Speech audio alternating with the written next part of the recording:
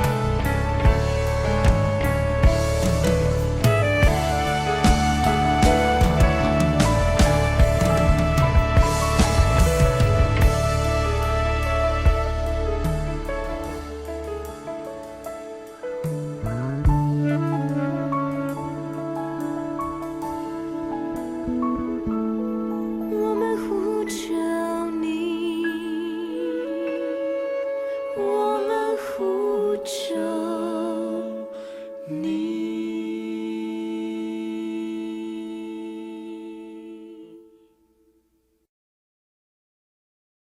愿主与你们同在。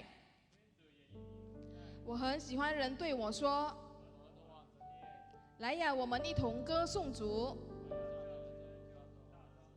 上帝是灵，荣耀归于上帝圣父、圣子、圣灵，赞美归于主，从现在直到永远。阿们。主，我们赞美你，高举你，在今天早晨，一切的感谢，一切的荣耀归给我们宝座上的神。哈利路亚。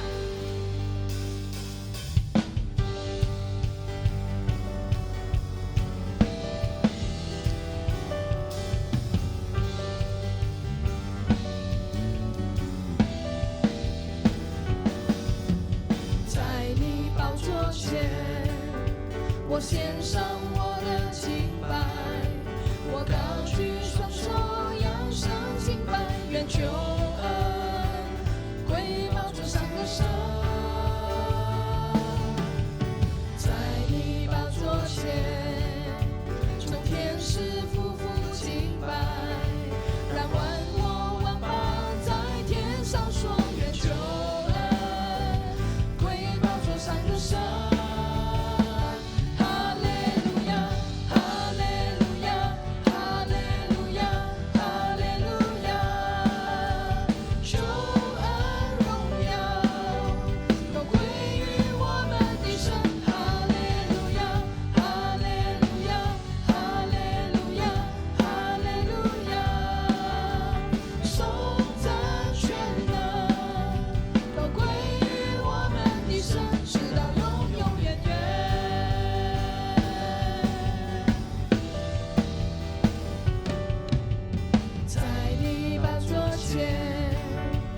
献上我的敬拜，我高举双手，扬声敬拜，愿救恩归宝座上的神。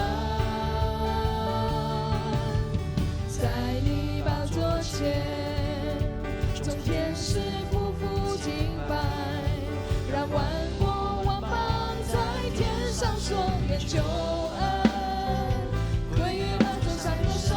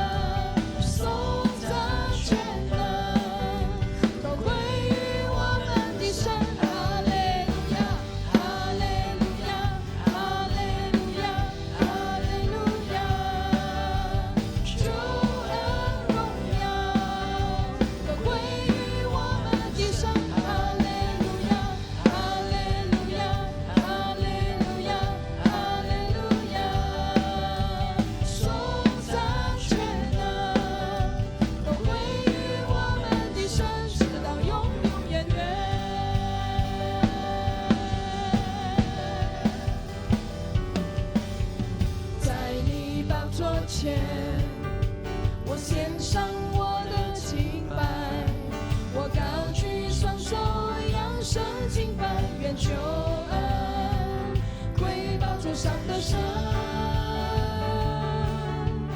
在你宝座前，众天使匍匐敬拜，让万国万邦在天上说，愿救恩归于宝座上的神。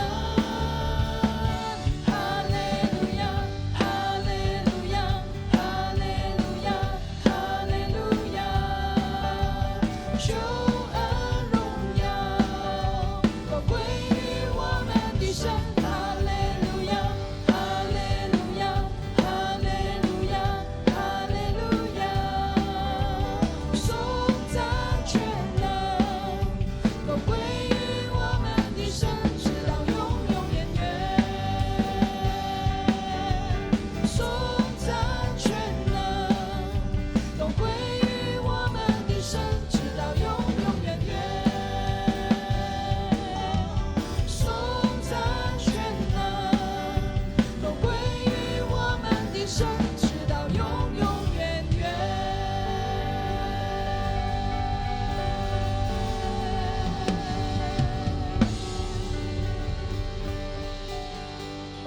的主，愿凡有气息的都要献上敬拜，愿凡有气息的都要来寻求你的面。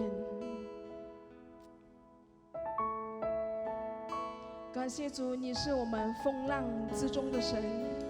感谢主，你的恩手引领我们每一个脚步。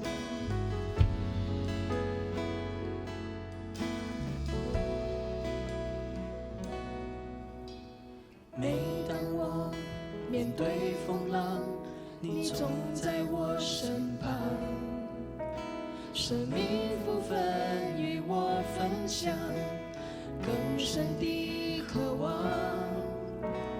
每当有困境阻挡，你执意不摇晃，使我心中满有平安，充满无限希望。每当我面对风浪，你总在我身旁，生命福分与我分享，更深的渴望。每当有困境阻挡，你执意不摇晃，使我心中满有平安，充满无限希望。你是我永远的依靠，接受信心来宣告，我真实经历你全能的力量，唯有你是我永远的依靠，接受信心来宣告，当我来全心敬拜，神迹就在不远前方。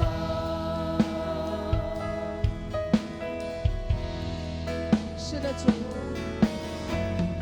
每当我面对风浪，你总在我身旁，生命福分与我分享，更深的渴望。每当有困境阻挡，你执意不摇晃，使我心中满有平安，充满无限希望。你是我永远的依靠，接受信心来宣告，我真实经历你全能的力量，唯有你是我永远的依靠，接受信心来宣告，当我来全心敬拜，神迹就在不远前方。你是我永远的依靠，接受信心来宣告，我真实经历你全能的力量，唯有你是我永远的依靠，接受信心来宣告，当我来全心敬拜，神迹就在不远前方。你是我永远的依靠，接受信心来宣告，我真实经历你全能的力量，唯有你是我永远的依靠，接受信心来宣告，当我来全心敬拜，神迹就在不远前方。你是我永远的依靠，接受信心来宣告，我真实经历你全能的力量，唯有你是我永远的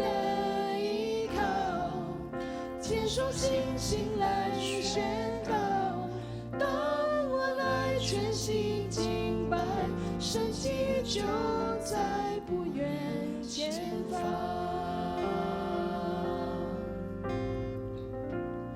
当我来全心敬拜，神迹就在不远前方。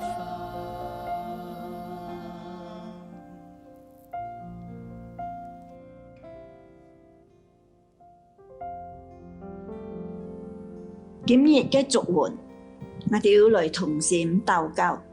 全能永生的上帝，接觸你的心靈，使整個教會身體得着治理和信心。求主垂聽我們為你所有忠心的子民所獻上的禱告，使他們在各集服事嘅職份上都得以在聖潔和真理中侍奉你，並榮耀你的聖名。這都是靠着我們的主救主耶穌基督。阿們。尼希米記1章1至11節。哈加利亞的兒子尼希米的言語如下：亞達薛西王20年祭司6月，我在書珊城的宮中，那時有我一個弟兄哈拿尼，同着幾個人從猶大來。我問他們那些被擄歸回、剩下逃脫的猶大人和耶路撒冷的光景。他們對我說，那些被擄歸回剩下的人，在猶大省遭大難，受凌辱，並且耶路撒冷的城牆拆毀，城門被火焚燒。我聽見這話，就坐下哭泣，悲哀極熱，在天上的神面前禁食祈禱說：耶和華天上的神，大而可畏的神啊，你向愛你、守你誡命的人所悅是慈愛。願你睜眼看，側耳聽，你僕人晝夜在你面前，為你眾僕人以色列民的祈禱，承認我們以色列人向你所犯的罪，我與我父家都有罪了。我們向你所行的甚是邪惡，沒有遵守你借着僕人摩西所吩咐的誡命、律例、典章。求你紀念所吩咐你僕人摩西的話，說：你們若犯罪，我就把你們分散在萬民中。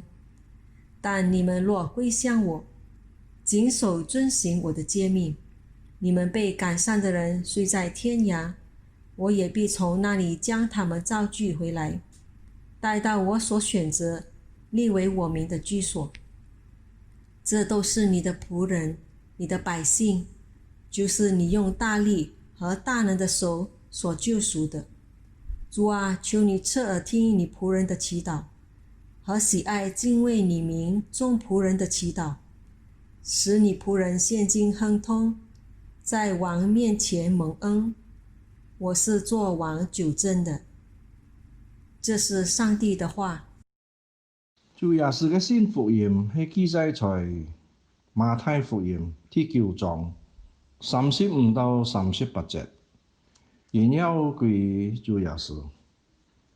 馬太福音第9章35節，耶穌照遍各省各鄉，在會堂裡教訓人，宣講天國的福音，又醫治各樣的病症。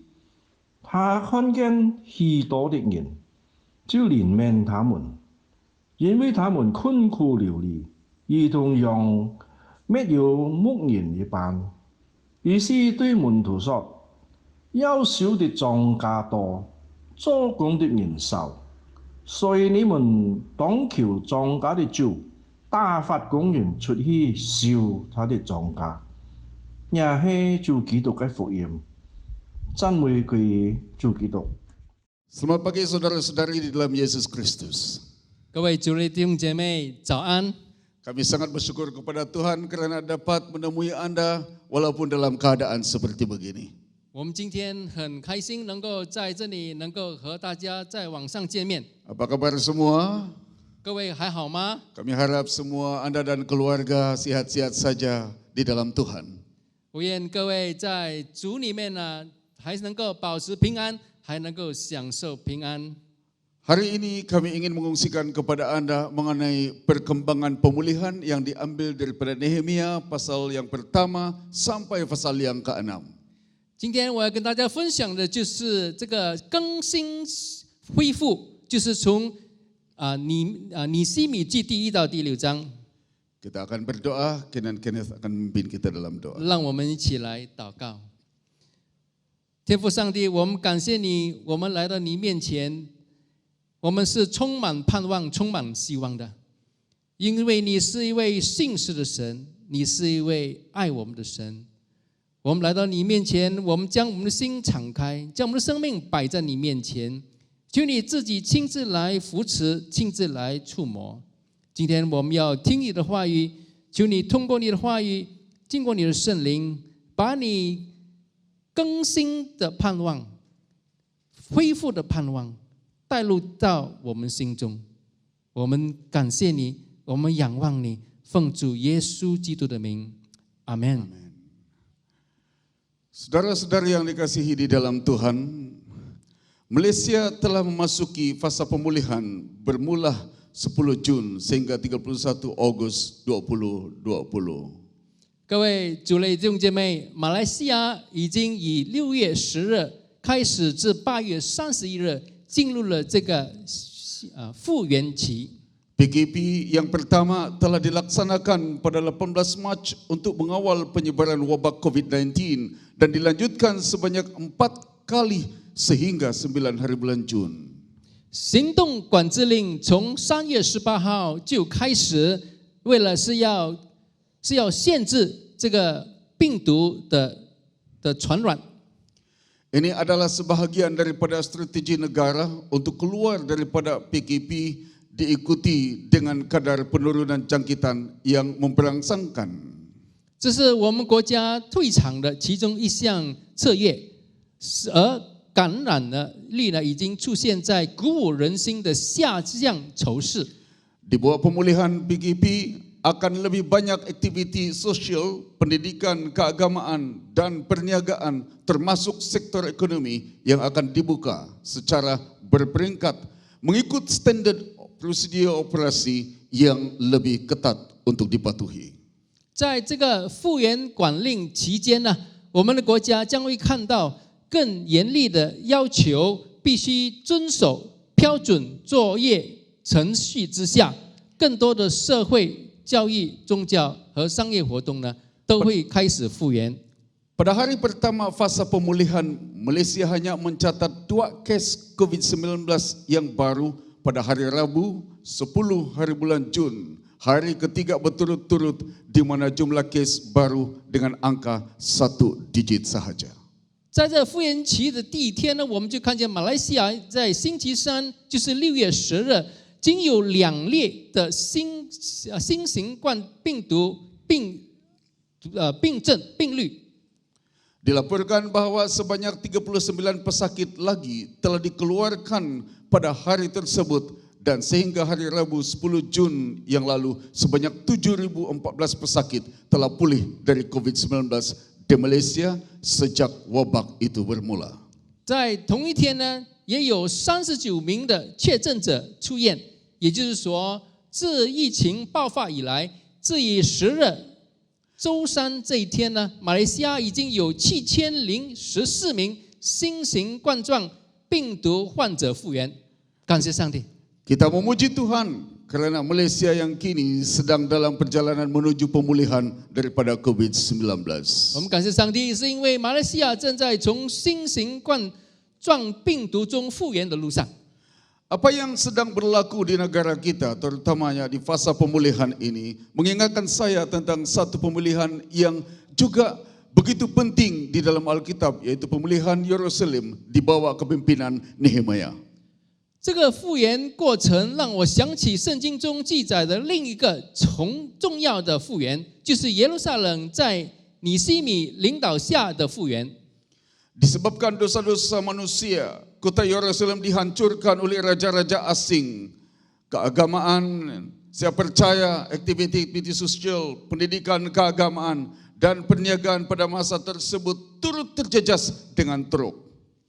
因着百姓的罪恶，耶路撒冷呢城被外邦君王毁灭。我相信当时社会教育、宗教和商业活动都受到了严重的影响。 Ramai umat Israel dibawa ke pembuangan dan dipaksa untuk menerapkan norma-norma baharu dan kesulitan di tempat yang asing di bawah kekuasaan orang asing. 许多以色列人呢，甚至已被流放，被逼接受外国土地上的新常态、不便利和权威。 Salah satu daripada mereka tentunya adalah Nehemia, anak Hakaliah yang bekerja sebagai juru minum di istana raja Artaxerxes. 当然呢，其中呢有当时哈加利亚的儿子尼西米，他是在亚大血西王宫内任酒政的。 Walaupun Nehemia dibayar dengan gaji yang lumayan dan mempunyai hak keistimewaan di istana, Nehemia tidak pernah melupakan asal-usul dan tanggung jawabnya kepada orang Israel dan kota Yerusalem. 尽管他的工作很豪华，他在皇宫内享有权有利，但他却没忘记他的根源和对公众和耶路撒冷的责任。 Apabila saudaranya Hanani datang memberitahukannya keadaan di Yerusalem, Nehemia telah memutuskan untuk memimpin umat Israel yang tertinggal untuk membina semula timbuk Yerusalem sebagai sebahagian daripada fasa pemulihan kota tersebut. 当他的兄弟哈拿尼来告诉他耶路撒冷的情况时，他决定带领余下的以色列人重建耶路撒冷的城墙，作为重建城市的一部分。 Saudara-saudari, sebagai hasilnya dalam Nehemia pasal yang ke-6 ayat yang ke-15 dikatakan, maka selesailah timbuk itu pada tanggal 25 bulan Elul dalam waktu 52 hari. 因着尼西米的努力，我们最终在尼西米记第6章第15节看见，以6月25日城墙修完了，共修了52日。 Nehemia dan juga semua orang Israel yang turut bekerja telah berjaya melalui satu fasa pemulihan Yerusalem.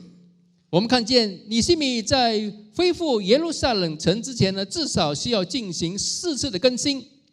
Apakah rahasia di sebalik kejayaan mereka melalui semua fasa pemulihan itu? 那么尼西米为什么能够在这4个阶段里面呢，能够把更新恢复带到耶路撒冷的城墙呢？它的秘诀是在哪里呢？ Terdapat sekurang-kurangnya ada 4 perkembangan diperlukan oleh Nehemia untuk memulihkan kota Yerusalem. 我们在这里看见尼西米最少进行了4项的更新。 Perkembangan pertama adalah perkembangan untuk doa. 第一项的更新呢，就是更新祷告。 Di dalam Nehemia pasal 1 ayat 1 sampai ayat yang ketiga dikatakan begini, riwayat Nehemia bin Hakaliah pada bulan Kislev tahun ke-20 ketika aku ada di Puri Susan, datanglah Hanani salah seorang dari saudaraku dengan beberapa orang dari Yahuda, dan dengar ini baik-baik, aku menanyakan mereka tentang orang-orang Yahudi yang terluput, yang terhindar dari penawanan dan tentang Yerusalem. 在这里，我们看见在尼西米记第1章第1到第3节有这么记载：哈加利亚的儿子尼西米的语言如下：亚大血西王20年基司6月，我在苏珊城的宫中，那时有我一位弟兄哈拿尼带着几个人从犹大来，我问他们。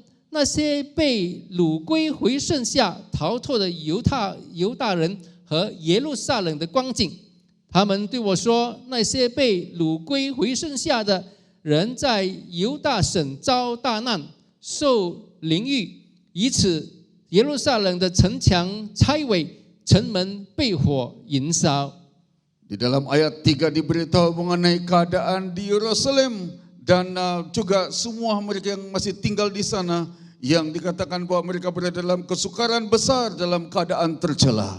第3节我们看见呢，就是很大的灾难，就是当时呢，剩下来的逃脱的犹大人在耶路撒冷呢被凌辱。 Walaupun Nehemia berada di dalam keadaan yang amat selesa, tetapi dia tidak melupakan tanggung jawabnya terhadap asal-usulnya. 虽然尼西米当时呢是活在很豪华、很舒服的情况当中，可是他却没有忘记他的家乡。 Dia bertanyakan perkembangan semasa, bukan untuk mencari kesalahan-kesalahan, tapi supaya dia boleh jadikan sebagai bahan doanya untuk berseru kepada Tuhan. 他要更清楚的了解当时耶路撒冷的现况，不是因为他要得到消息，乃是他要知道如何的更深一层来祷告。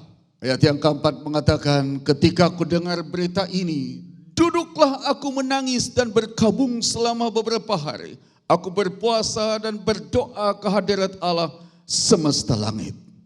在第4节，我们看见尼西米听了这番话以后呢，就有这样的反应。他说：“我听见这话，就坐下哭泣，悲哀极热，在天上的神面前尽是祷告。” Saya tidak pasti apabila Anda mengikuti perkembangan semasa mengenai COVID-19 dan perkembangan politik negara, apakah saudara-saudari memikirkan perkara-perkara yang lain?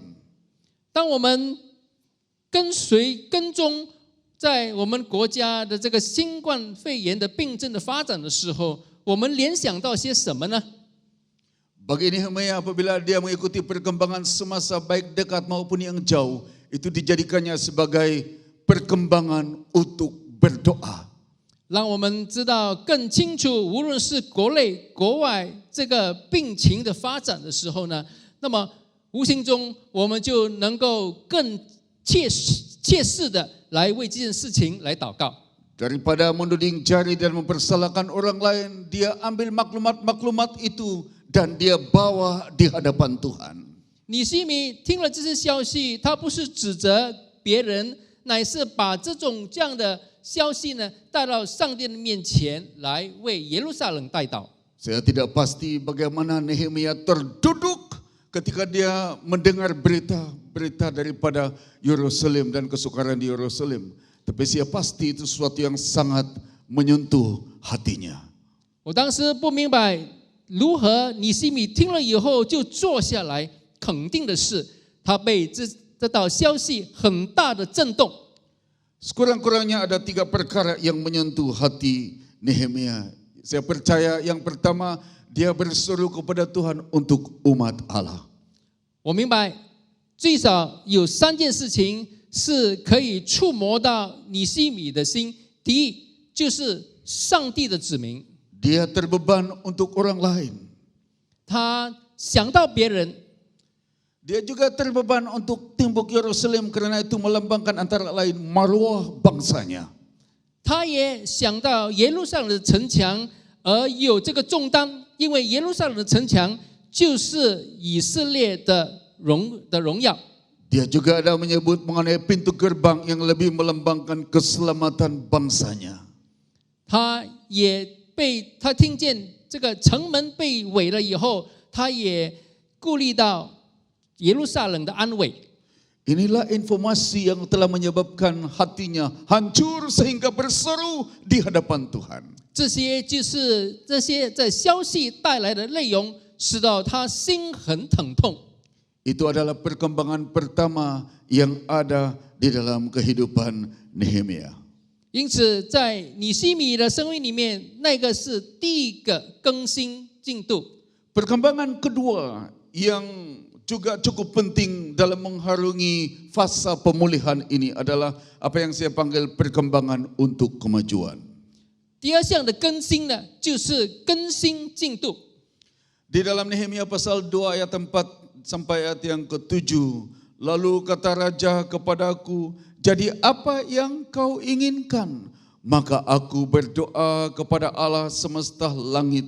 Kemudian jawabku kepada raja, jika raja menganggap baik dan berkenan kepada hambamu ini, utuslah aku ke Yehuda, ke kota pekuburan nenek moyangku, supaya aku membangunnya kembali.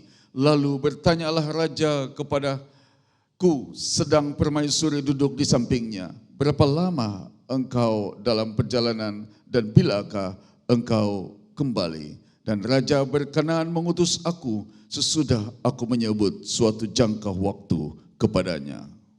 在尼希米记第2章第4到第7节，王问我说：“你要求什么？”于是我默祷天上的神，我对王说：“仆人落在王眼前蒙恩，王若喜欢，求王差遣我往犹大，到我列祖坟墓的那所在的那城去，我好重新建造。”那时王后坐在王的旁边，王问我说：“你要去多少日子？几时回来？”我就定了日期，于是王喜欢差遣我去。 Sangat menarik kerana sebagai orang yang tinggal di tempat asing, dia menjadi juru minum raja atau seorang yang menjaga keselamatan raja daripada keracunan. 在这里呢，很值得我们关注的就是，虽然是一个外地人，尼希米能够在皇宫里面担任了酒匠的地位，就是保安的地位。 Tapi saya melihat di dalam ayat-ayat sebelumnya bagaimana hubungan di antara raja ini, raja asing ini dengan Nehemia begitu baik. 在这段经文之前呢，我可以看见这位皇帝和尼希米是有多么密切的关系。 Raja tahu bila Nehemia gembira atau bersedih. Itu melambangkan satu hubungan yang amat intim. 这位外住的王可以知道尼希米什么时候欢喜，什么时候忧伤，就意味着他很明白这位仆人。 Selepas raja bertanya mengenai keadaan atau kesedihan Nehemia, maka dia memberitahu keadaan sebenarnya. Sehingga ada suatu laluan dibuka, sehingga di dalam ayat yang keempat dikatakan, jadi apa yang kau inginkan, kata raja. 因此，甚至于他那么明白尼希米，甚至于他问他：“你为什么那么忧伤？你为什么那么不开心？”因此他们的关系呢，甚至于我们可以看见一条道路被打开。在第4节里面，我们看见王对尼希米说：“你要求什么？” Dan Nehemia mengatakan, aku mau pulang ke tempatku sendiri untuk membangunnya semula. 因此，尼希米说：“我要回家。” 我要回列到我列祖坟墓所在的地方去。 Tetapi dia perlukan jaminan. Di dalam ayat yang ke-7 dikatakan, berkatalah aku kepada raja, jika raja menganggap baik, berikanlah aku surat-surat bagi bupati-bupati di daerah seberang sungai Efrat, supaya mereka memperbolehkan aku lalu sampai aku tiba di Yehuda. 可是他这一趟去呢，他要有一点保障，因此在第7节，他对 王说：“王若喜欢，求王赐我诏书，通知大河西的省长，准我经过，直到犹大。” Dia memerlukan jaminan keselamatannya sampai ke tempatnya sendiri, dan itu diberikan oleh raja sendiri. 他需要王亲自给他的保证，使得他能够一路的平安，一直到他的目标，他的目的。 Bukan itu saja, di dalam ayat yang ke-8 dan ayat yang ke-9, pula sepucuk surat bagi Asaf, pengawas taman raja, supaya dia memberikan aku kayu untuk memasang baluk-baluk pada pintu gerbang di binting bait suci, untuk timbuk kota dan untuk rumah yang akan kudiami. Dan raja mengabulkan permintaanku itu, kerana tangan Allahku yang murah melindungi aku. 因此，我们看见在第8和第9节里面，又赐诏书通知管理王园林的亚萨，使他给我木料，做属殿宫雷之门的横梁和城墙，和我自己房屋所用的。王就应准我，因我神赐恩的手帮助我。 Lihat bagaimana dia menaruh seluruh hidupnya ke dalam tangan Tuhan. Di tengah-tengah semua kelancaran urusannya, dia masih mengatakan, karena tangan Allahku yang murah melindungi aku. 我们在这里看见尼希米将他把他自己的生命完全摆在上帝的手中的时候，他可以看见神在他生命里面如何动工，因此他说：“因我神赐恩的手帮助我。” Sebagai akibatnya dia mendapat bekalan-bekalan yang penting untuk membina semula timbuk Yerusalem. 因此他领受到主要的建筑材料来修建城墙。 Itu adalah perkembangan bersama-sama supaya dapat maju bersama-sama. 那个就是进度的更新，被更新的进度当中又被更新。 Perkembangan yang ketiga adalah yang saya panggil perkembangan untuk perkongsian. 第三个更新呢，就是我所形容的更新伙伴。 Saudara-saudari, pensyarah saya dulu mengatakan Nehemia pasal 3 merupakan salah satu pasal yang membosankan dalam Alkitab. 那么我的讲员呢，我的这个讲师呢，这个神学院的讲师曾经跟我说，尼希米记第3章呢，是一个很有带来鼓舞的一段经文。 Sebab yang ada di dalamnya adalah semua nama-nama orang saja. 因为那段经文里面呢，都是人的名字，一个个人的名字，看起来都是很单调。 Nehemia pasal 3 adalah senarai pembina mengikut tugas tertentu. Setiap nama yang tersenarai diperlukan untuk membina timbuk Yerusalem bersama-sama. Nehemia pasti tidak dapat melakukannya sendiri. 尼希米记第3章是建造者的清单，并列出了他们的特定任务，需要的在名单上每个有名字记录的人一起合作来重建耶路撒冷的城墙。尼希米呢不能独自完成的。 Bahkan ada satu istilah atau frasa yang selalu diulang-ulang. Next to him, next to them, atau berdekatan dengan dia, mereka adalah perkataan yang menyambungkan satu dengan yang lain. 在这段经文里面呢，很常被重复的就是在他或者在他们的旁边。 Untuk maju ke hadapan, untuk berkembang bersama di dalam hadirat Tuhan, kita memerlukan satu dengan yang lain. 如果我们的生命要在主里面往前进步的话呢，我们需要在主里面的伙伴的同伴。 Untuk benar-benar memutuskan rangkaian COVID-19, kita memerlukan satu dengan yang lain. 如果真正的是要克服这个新冠肺炎的病毒的话呢，我们都是需要，我们互相的需要。 Saudara-saudari, kita mesti mengakui we are next to each other. 我们一定要承认，我们是在各位其他的人的旁边。 Kita berdekatan dengan dia, kita berdekatan dengan jiran kita, kita berdekatan dengan mereka. 我们和我们的邻居一起活在一起，我们跟我们四周围的人都活在一起。 Itulah salah satu rahasia perkembangan bagaimana pembinaan semula timbuk Yerusalem berjaya, karena mereka boleh berdiri next to each other. 在这里，我们看见一个城墙，耶路撒冷城墙被成功的修建的秘诀，就是他们呢一起互相彼此的帮助，彼此的支持。 Di dalam katedral, di dalam diocese, we are next to each other in order to move on. 在神的教会，在我们教区当中呢，我们各位弟兄姐妹都是彼此同行的。 Jangan ada rasisme di dalam gereja sama seperti barangkali yang berlaku di tempat yang lain. We are next to each other to move on together. 我们要保持这种团结，就是每一位弟兄姐妹呢，都肩并肩的往前跑。 Perkembangan yang keempat dan terakhir, apa yang saya panggil perkembangan untuk perlindungan. 第四个更新呢，是我所形容的，就是更新保护。 Setiap yang baik pasti akan ada yang menentangnya.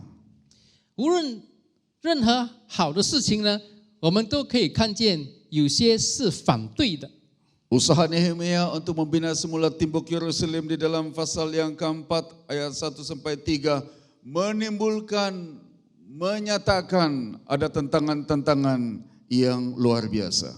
在尼希米记第4章第1到第3节，我们可以看见尼希米的努力是有阻碍的。 Mereka diejek-ejek, mereka seperti kena ridicule oleh satu kumpulan yang tidak senang dengan pembinaan tersebut. 他们被讥笑，他们被侮辱。 Ketika Sanballat mendengar bahwa kami sedang membangun kembali tembok, bangkitlah amarahnya dan ia sangat sakit hati. Ia mengeluk-ngelukkan orang Yahudi dan berkata di hadapan saudara-saudaranya dan tentera Samaria, apa gerangan yang dilakukan orang-orang Yahudi yang lemah ini? Apakah mereka memperkokoh sesuatu? Apakah mereka hendak membawa persembahan? Apakah mereka akan selesai dalam sehari? Apakah mereka akan menghidupkan kembali batu-batu dari timbunan puing yang sudah terbakar habis seperti ini? Lalu berkatalah Tobiah, orang Amun itu yang ada di dekatnya, sekalipun mereka membangun kembali, kalau seekor anjing hutan meluncat dan menyentuhnya, robohlah timbuk batu mereka. 那么在这里，尼希米记第4章第1到第3节，那么说，参巴拉听见我们修建城墙就发怒，大大恼恨，讥笑犹大人，对他弟兄和撒玛利亚的军兵说：这些软弱的犹大人做什么呢？要保护自己吗？要献祭吗？要一日成功吗？要从土堆里拿出火烧的石头再立城吗？亚门人多比亚站在旁边说：他们所修造的石墙就是狐狸上去也不比倒。 Nehemia menyadari bahwa ada musuh-musuh dari luar dan cabaran-cabaran dari dalam. Cabaran semasa mereka membina semula tembok Yerusalem. Sanballat dan Tobiah berusaha untuk menggagalkan mereka daripada menyiapkan tembok tersebut. Nyawa mereka juga dalam bahaya. 在尼希米领导这个修建城墙的过程当中呢，他所面对的敌人是在内和在外的。桑巴拉在这里呢，讥笑他们，攻击他们，还有外来的敌人也要从外面来攻击他们。 Sebab itu di dalam ayat yang ke-16 dan 17 dikatakan begini, sejak hari itu sebahagian daripada anak buahku melakukan pekerjaan dan sebahagian yang lain memegang tumbak, perisai dan panah dan mengenakan baju zirah, sedang para pemimpin berdiri di belakang segenap kaum Yahudi yang Yehuda yang membangun di tembok. Orang-orang yang memikul dan mengangkut melakukan pekerjaan dengan satu tangan dan dengan tangan yang lain mereka memegang senjata. 即使我们在尼希米记第4章第16到第17节，我们读到，从那日起，我的仆人一半做工，一半拿枪、拿盾牌、拿弓、拿盔甲，官长都站在犹大众人的后边，建造墙人、抬钢材料的都一手做工，一手拿兵器。 Saudara, sementara kita memasuki fasa pemulihan PKP, marilah kita melindungi di antara satu dengan yang lain. 各位弟兄姐妹，当我们进入到复原期行动管制令之下，让我们彼此保护彼此。 Kita jaga kita, kata slogan di luar sana. 我们彼此保护。 Kita digalakkan, diajar oleh Tuhan Yesus Kristus untuk mengasihi Tuhan dan mengasihi sesama. 耶稣基督教导我们要彼此相爱，也要爱人如己。 Saya percaya inilah rahasia kemajuan bersama-sama, perkembangan bersama-sama apabila kita mengasihi orang lain dengan kasih daripada Yesus Kristus. 我深深的相信，这个就是我们灵命成长的其中一个秘诀，就是我们爱人如己。 Karena ada perkembangan untuk doa, perkembangan untuk kemajuan, perkembangan untuk perkongsian, dan perkembangan untuk perlindungan. 因为有更新祷告、更新发展、更新伙伴和更新保护。 Maka hasilnya, sekali lagi dalam Nehemia pasal yang ke-6 ayat 15 mengatakan, maka selesailah timbuk itu pada tanggal 25 bulan Elul dalam waktu 52 hari. 因为有这种4个阶段的更新，所以我们读到，结果在尼希米记第6章第65节，以6月25日城墙修完了，共修了52天。 Saya berdoa supaya kemajuan dan kejayaan kita akan melampaui 31 hari bulan Agustus bila mana fase pemulihan akan berakhir. 我在这里希望我们的修复、我们的进展，就是过了8月31号，还是能够继续的往前发展。 Bukan sahaja soal COVID-19, tapi hidup kita juga akan dipulihkan semula seperti tembok Yerusalem. 我说的这里不单只是这新冠肺炎，乃是我们自己的生命也能够被重新的更新修复。 Kiranya Tuhan memberkati kita dan kiranya sekali lagi dalam hadirat Tuhan kita akan seperti tembok Yerusalem ini dibina semula. 我愿神祝福各位，但愿我们的生命就好比耶路撒冷的城墙一样，一路的被更新、被复原。 Kehidupan kita seperti tembok Yerusalem itu. 我们的生命就好比耶路撒冷的墙城一样。 Sebilangan daripada kita mungkin hidup dengan tembok kehidupan yang dikelilingi dengan kehancuran. 我们的生命好比一道破碎的墙城。 Dan kehancuran itu hanya bermula daripada keretakan-keretakan kecil. 这些毁灭的墙城呢，可能是开始的时候呢，是从一个小小的裂缝开始。 Pada mulanya terdapat sekeping batu dan mutar yang longgar sahaja. 开始的时候呢，可能是一堆松散的石头或灰泥。 Kemudian terdapat keretakan pada permukaan tembok itu. 接着墙上可能出现了一条裂缝， Dan kemudian ia pecah dan berlubang. 然后破碎成了一个洞。 Akibat kelalaian, maka rumpai liar mulai bertumbuh melalui tembok itu. 由于一再修复，开始杂草丛生穿过墙， Dan melalui itu, musuh mempunyai ruang yang terbuka untuk masuk dalam kehidupan Anda. 渐渐的冲过这条裂缝呢，敌人呢就有机会进入到你的生命。 Dan terjadilah banyak tembok-tembok kehidupan yang roboh seperti tembok di Yerusalem. 后果呢，是我们可能发觉到我们生命的墙城开始倒塌，正如耶路撒冷的墙城一样。 Kerusakan besar di dalam kehidupan manusia pada waktu ini hanya bermula daripada perkara yang kecil. 很多时候，人的生命的难题是从一件小小的事情开始。 Kerana perkara yang kecil tidak diberikan perhatian, akhirnya dia membesar dan merusakkan kehidupan ramai orang. 当我们不注重小小的问题的时候呢，它会越来越大，甚至于呢会毁灭我们的生命。 Di sebalik pemulihan yang kita ada di peringkat fasa pemulihan PKP, saudara-saudara yang dikasihi dalam Tuhan, mungkin ada yang telah mengalami kerusakan dan keretakan di dalam kehidupan mereka.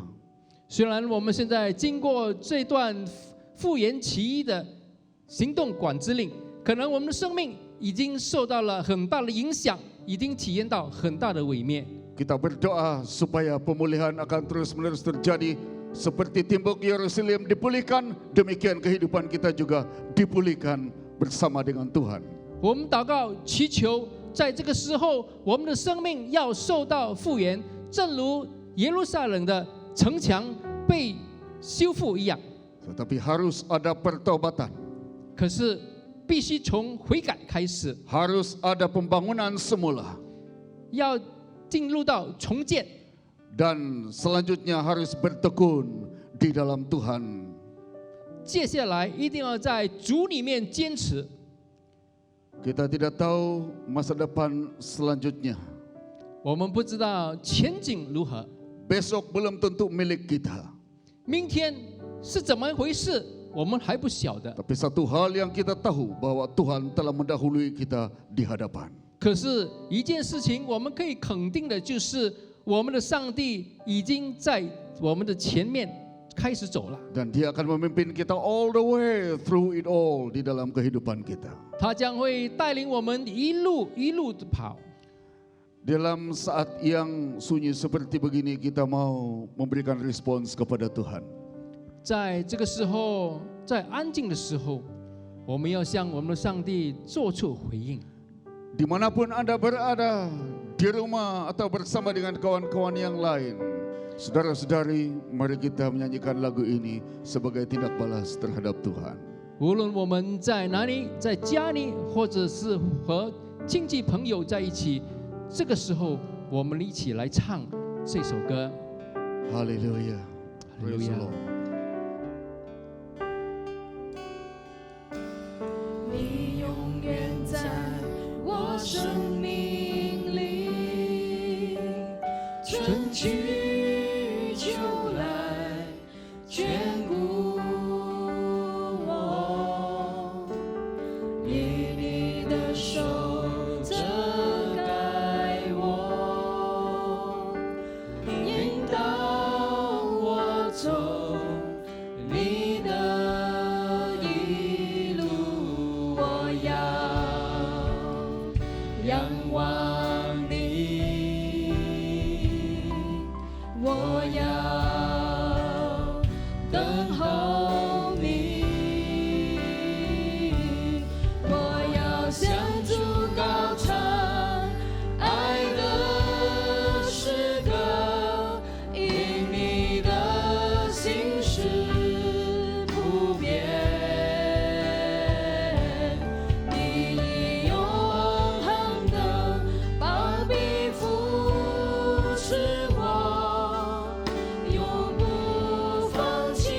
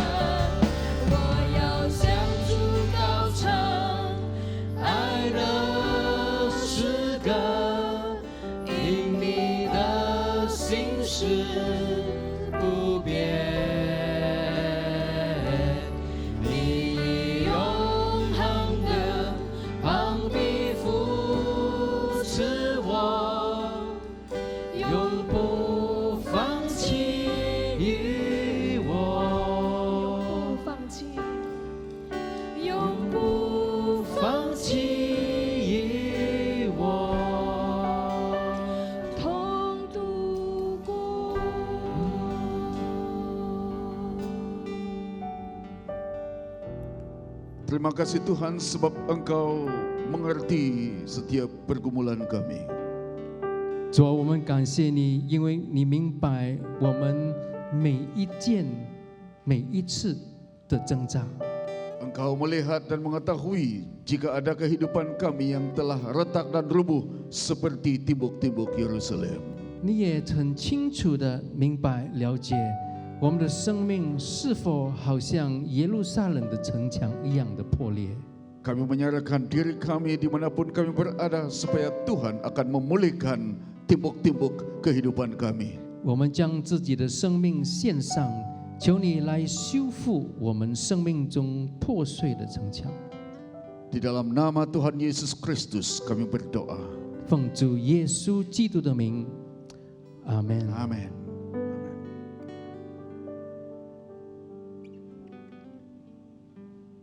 Hello， 早上好，欢迎在线的朋友们和我们一起的崇拜，让我们能够在这个的复原期的这个管制令里面，上帝与你们同在。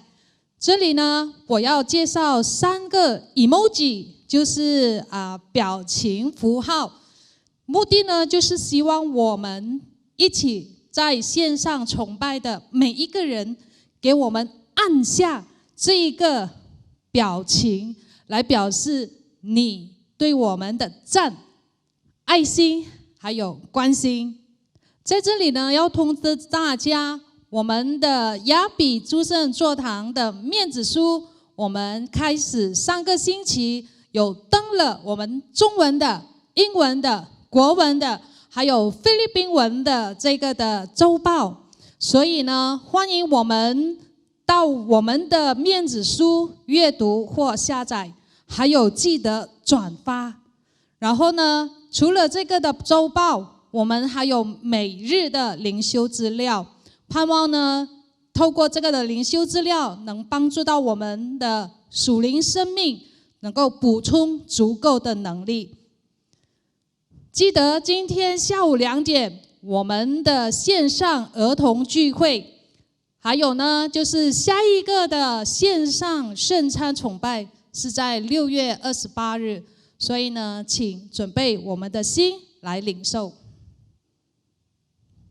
我们现在要一起为2件事情来祷告，让我们举起我们的手，我们一起的同心，还有一起开声的来一起祷告。全能的大君王，我们为国家领袖，每位政府在位的掌权者交托给你，愿主你赐下你的智慧能力，使他们治理国家，善待人民。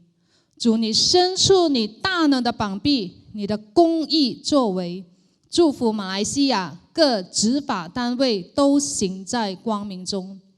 全能的医治者，帮助世界卫生组织团队，祝福他们达成任务，监督全球疫情的需要，与全球国家领袖彼此建立信任与美好的关系，有效的帮助及供应资源，特别是贫穷的国家。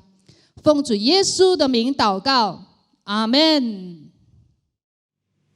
请听我主耶稣基督的话说：你要尽心、尽性、尽意、尽力爱主你的上帝，这是第最大的诫命。其次，爱人如己也是这样。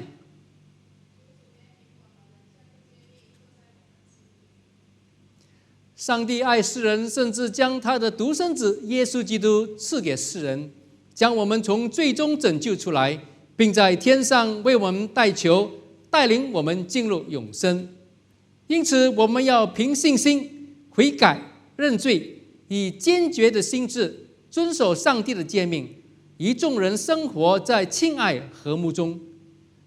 认罪文我们起来念：慈悲的上帝，我们的天父，创造我们、审判我们的主，我们得罪了主，也得罪了人。我们在思想、言语、行为上犯了说负、懦弱、明知故犯的罪。我们是在为我们的罪伤心，因着圣子耶稣基督为我们受死，我们要悔改。父啊，赦免我们，在我们新的生命中加强我们爱主和顺服主的心志。做这事靠着我们的主耶稣基督而求，阿们。愿全能的上帝怜悯你们，借助主耶稣基督饶恕你们，拯救你们脱离一切所犯的罪，借着圣灵的大能加强你们侍奉主的力量，保守你们进入永生，阿们。现在我们既然借着耶稣基督与上帝和好，因此我们应该彼此和好。愿主的平安与你们同在。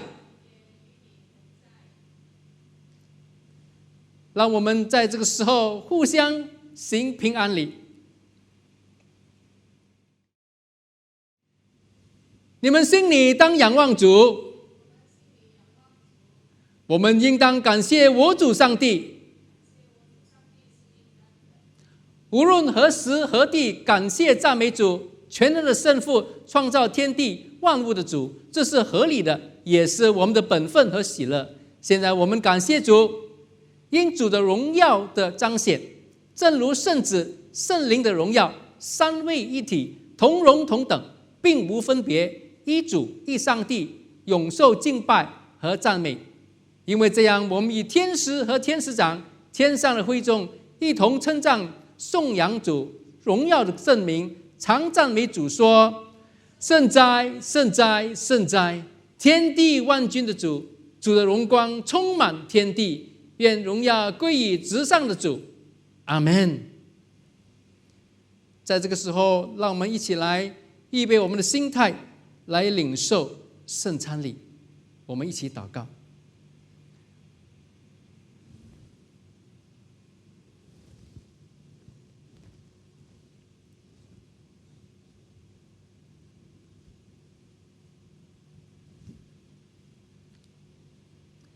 我们的天父，一切荣耀都归于主，在主的恩慈中，将独生圣子耶稣基督赐给我们，为救赎我们受死在十字架上。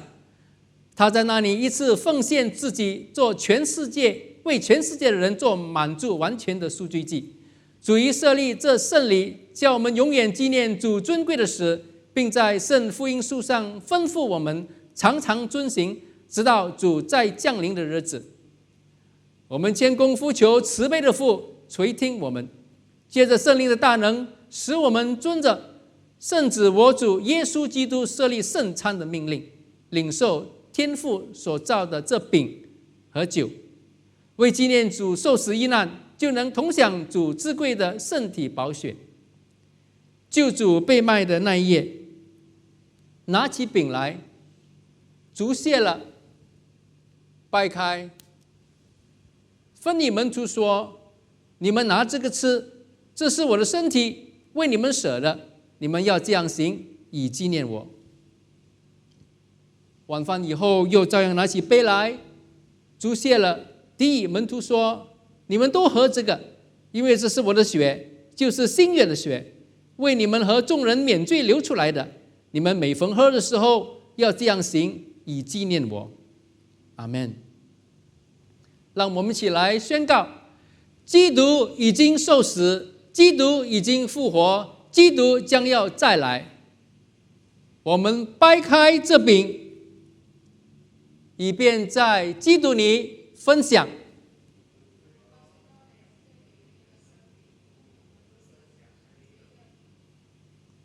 凡被请赴羔羊之婚宴的，有福了。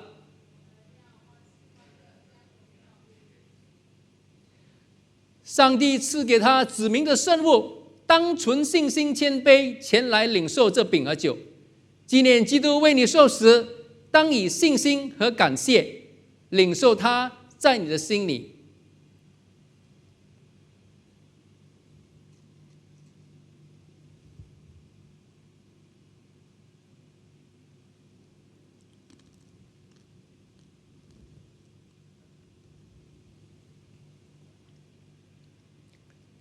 主耶稣基督的圣体和宝血保守你们直到永生。阿们。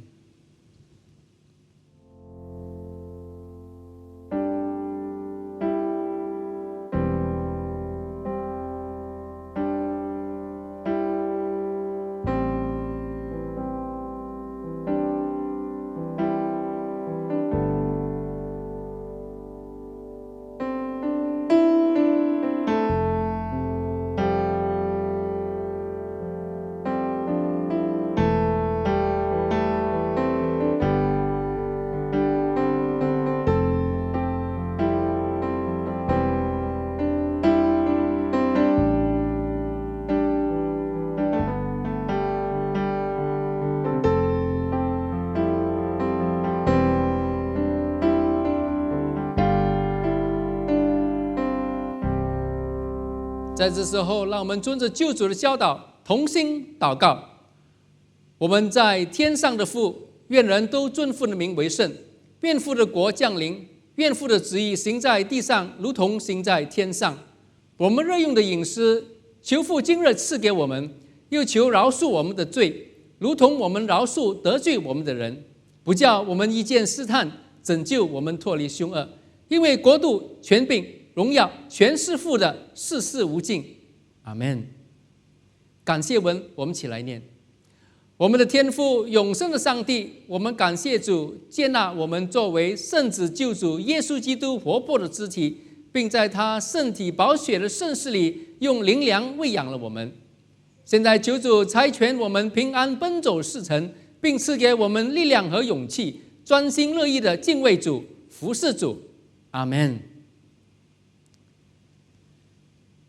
愿上帝所赐出人意外的平安，保守你们的心怀意念，使你们认识敬爱上帝和圣子我主耶稣基督。又愿全能的上帝、圣父、圣子、圣灵所赐的福降在你们中间，常与你们同在。阿们。愿你们都平安回去侍奉主。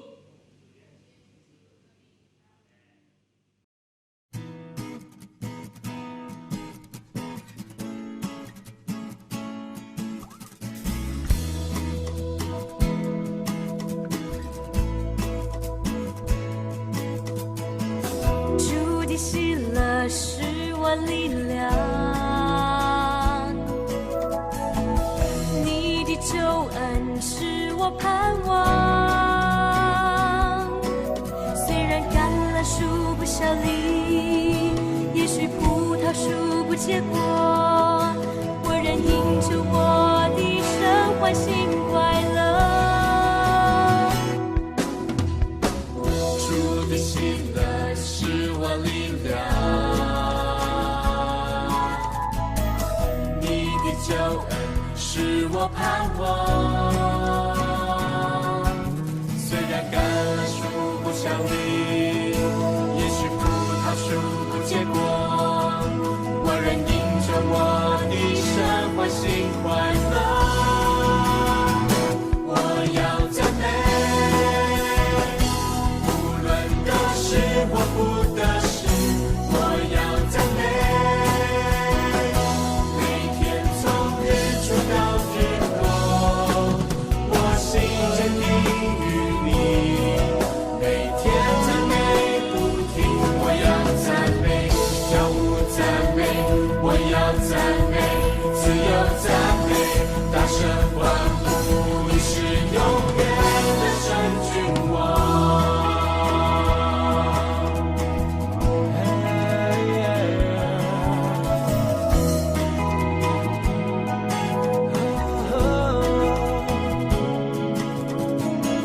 主的喜乐是我力量，你的救恩是我盼望。虽然橄榄树不效力，也许葡萄树不结果，我仍因着我的神欢欣快乐。我要赞美，无论得失或不得失，我要赞美。每天从日出到日落，我心坚定于你。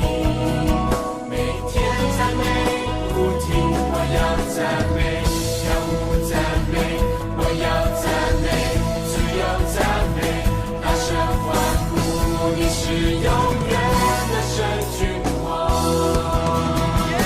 我要赞美，得失或不得失，我要赞美。每天从日出到日落，我心坚定于你。每天赞美不停，我要赞美，跳舞赞美，我要赞美，自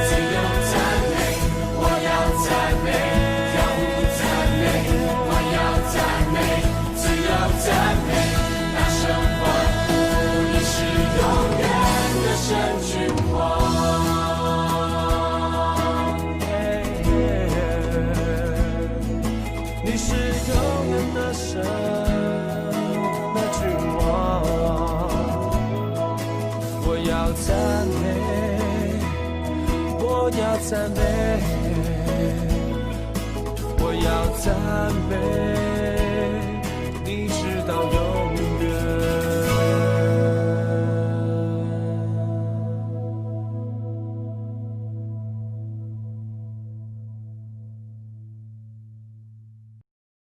Saudara-saudari yang dikasihi di dalam Tuhan, 各位主内亲爱的弟兄姐妹， terima kasih karena Anda telah bersama dengan kami dimanapun Anda berada.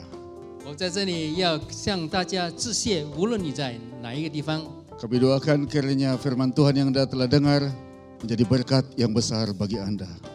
但愿我们带来了今天早上所听的神的话语呢，能够带来你生命当中所需要的福分。